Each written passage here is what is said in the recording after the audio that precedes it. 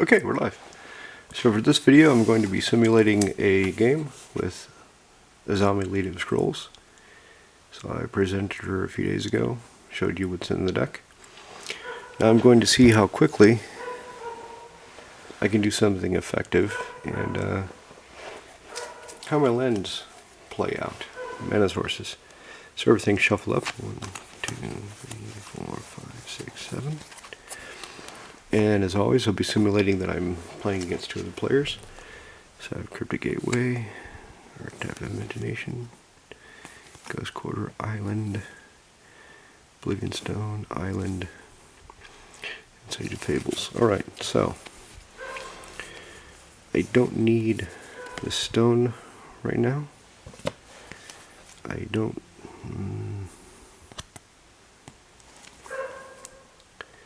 3 mana sources, 3 casting cost, 6 attack cost, wizard, 5. Yeah, I'll try it. So, draw a card to replace the Oblivion Stone. We're playing by the old Commander Mulligan, where you just take whatever you don't want from your hand, your initial hand, set them aside, draw cards equal to the number of cards you have set aside, and then shuffle the rest back into your library. So that's what I'm doing now. Right, so let's say everybody else is ready, keeping whatever they're keeping, so I draw for the turn. Fate Spinner, so there's not a lot I can do initially. So let's get going with an island. My other opponents take their turn. Tap, upkeep, draw, Venser. Okay, this deck is looking about as slow as I thought it would be. Right, so I'll play an island. Next turn I can cast the Fate Spinner. 5, 6. Put her there. Put him there, okay. Alright, so my opponents take their turn. Draw. Not too bad. Play the Ghost Quarter and start scaring people. 2 blue, 1 colorless for the Fate Spinner. My opponents take their turn. Untap, upkeep, draw. So my turn, untap, upkeep, draw, and of course during their turns they would have to choose what they're going to skip with the Fate Spinner. Probably this early in the game they would be choosing the combat phase because they want to get their creatures out, their mana sources out. Remember, if you skip your main phase, you also skip your land play because that happens during the main phase. So that would really slow them down if they chose that. Of course, everybody wants to draw cards initially, right? So, and I'm still stuck at 3 mana sources. Bloody hell. Right, so let's go ahead and 1 more. I'll play, no, not him. Let's put her here. Sage of Fables. So the wizards I'll be playing will come into play with an additional +1/+1 counter. My opponents take their turns. Each one skips something according to the Fate Spinner. Visible. Aye, there we go. Draw. Foil. Which, as I have no extra lands, I cannot cast for the alternate casting cost. And I don't have 4, so I can't cast it anyway. So, tap 1. I'll play the Elixir of Immortality. Put that to play over here. And perhaps I can make an opportunistic attack. Perhaps not. So I'll just keep as it is. My turn to untap. Hopefully the Fate Spinner is keeping my opponents kind of slowed down. There we go. If the Fate Spinner is keeping my opponents slowed down, then I'm not in too bad a shape. So my hand is still Harbinger of the Tides, Foil, Venser, Will Breaker, Cryptic Gateway, and Archetype of Imagination. So I would keep mana up for the Foil or Venser at this point. And I would not attack. Unless somebody's in a worse position than I am, which can happen from time to time. Right, so untap, upkeep, draw.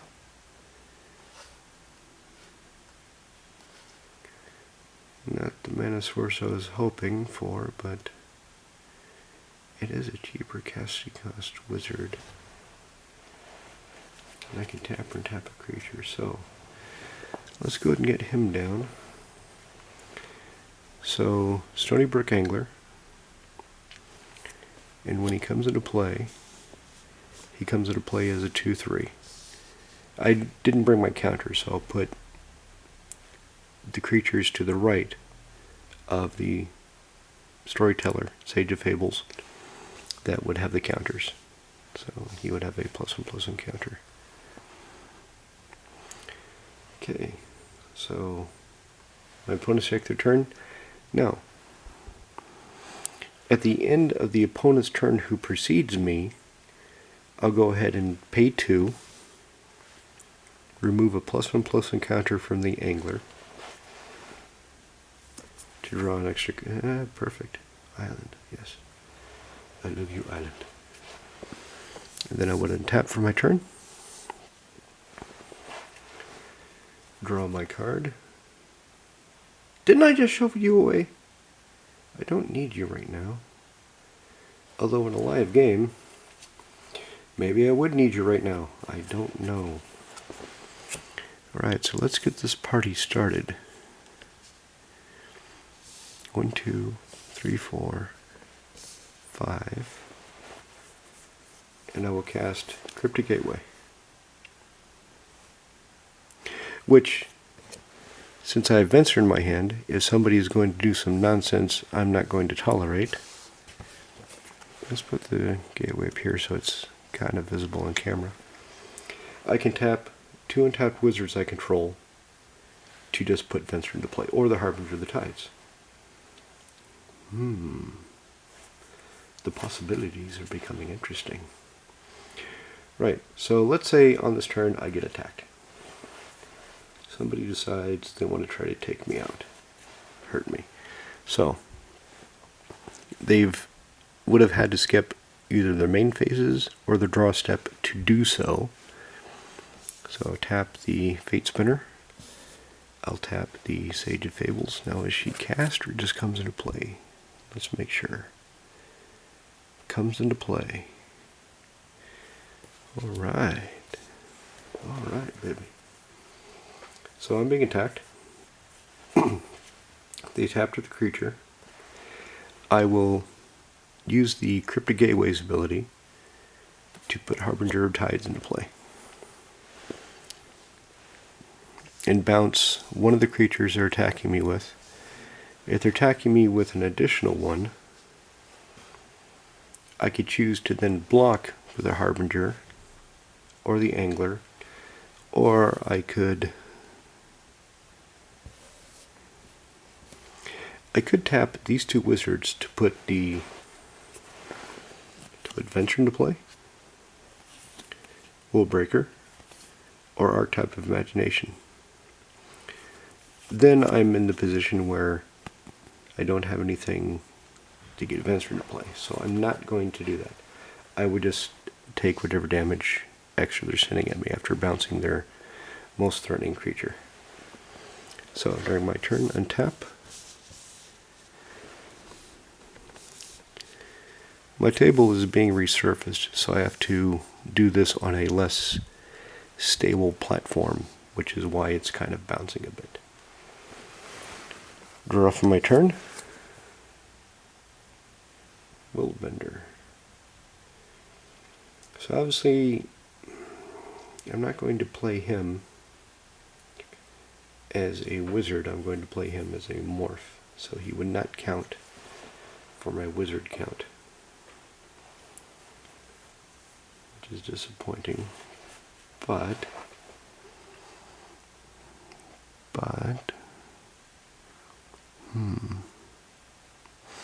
so I would pass the turn. Let's say this opponent chooses to skip his combat step. Okay, fair enough. This one chooses to skip his draw because he's drawing cards somehow, but he's going to attack me, so he attacks me. Right. So tap the Fate Spinner. Tap the Harbinger to play my Will Breaker. So she comes into play. And then I can use the Stony Brook Angler. 1, 2, tap. To tap or untap his creature. It really doesn't matter because with Will Breaker, I'm going to get control of it. So I take his creature. It's now mine. And if he's attacking more than one, barring any sort of flying or blockability, I can use that creature I've just stolen to block whatever else he's attacking me with. So far this deck is working pretty good. Wow. It's not going to be popular. Oh well. So I still have 2 untapped wizards. So if somebody does something nasty, I can still hit them with the Venser. Let's say they don't do anything nasty. Let's say the opponent that immediately precedes me says he's done. So I say, fair enough. I'm going to tap the Will Breaker and the Sage of Fables to put my Archetype of Imagination to play. Keep in mind that Harbinger, Will Breaker, and now the Archetype of Imagination all have a +1/+1 counter. So I will spend 2, take a +1/+1 counter off of the... Let's go with the Harbinger to draw a card. So draw.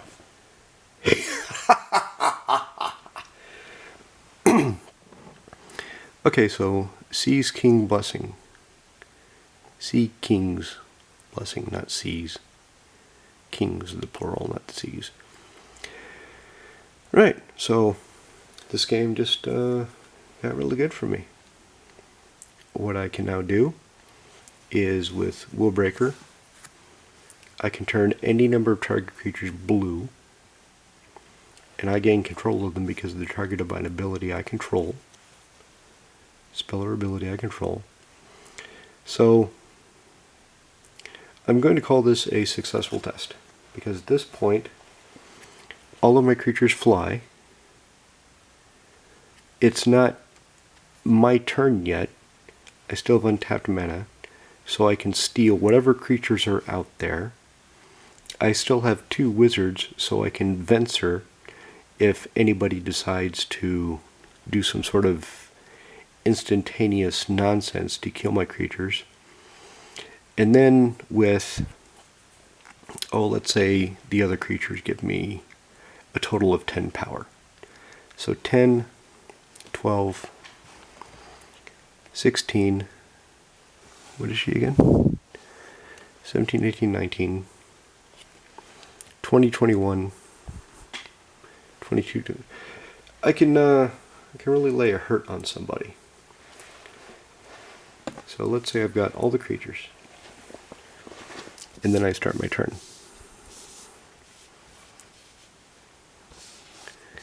And keep in mind also that all of my creatures fly. All of my opponent's creatures do not. Draw for my turn. Island, beautiful. So, what can I do? I can do a lot of things actually. I can spend 1, 2, 3, 4, 5 Bring up Azami, Lady of Scrolls. So now I can untap my untapped wizards to draw cards. I can tap 2 wizards to play a wizard.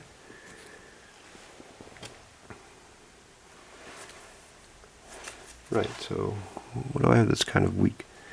So I would go ahead during my first main phase, bring her up, and then combat, attack with whatever random creatures I have, unless they have some other interesting ability. Do a lot of damage. Keep my wizards for my own tricks.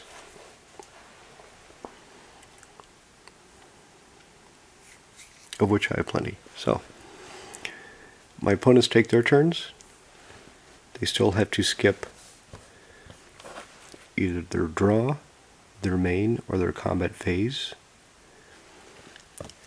Let's say they both skip combat because they have no creatures, because I just stole them. And if they're only casting 1 creature at a time, no, I can't because I don't have the mana. Belay my last.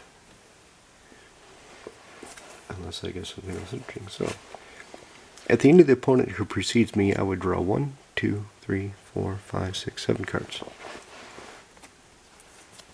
1, 2,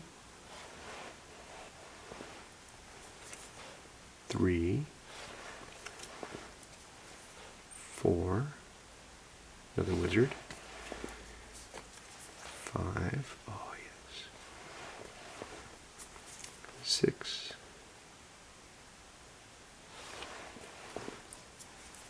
7, and I'd be tapped out, so I can use the gateway. Yeah. Something I need to learn. Keep something in reserve, right? So let's untap.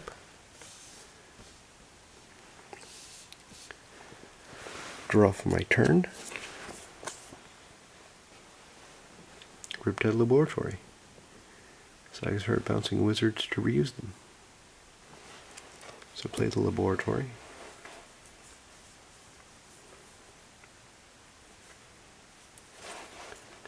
Okay, I just want to do that, see what happens. So spend 2 Lightning Greaves, 2 more,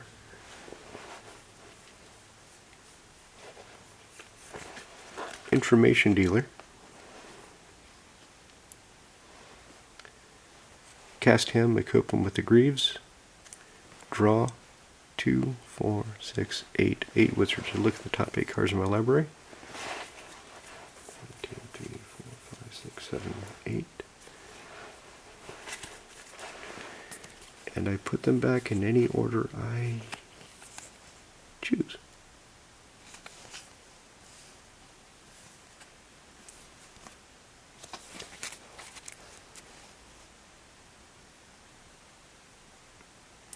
At this point, I've pretty much won the game against almost all of my friends in normally play.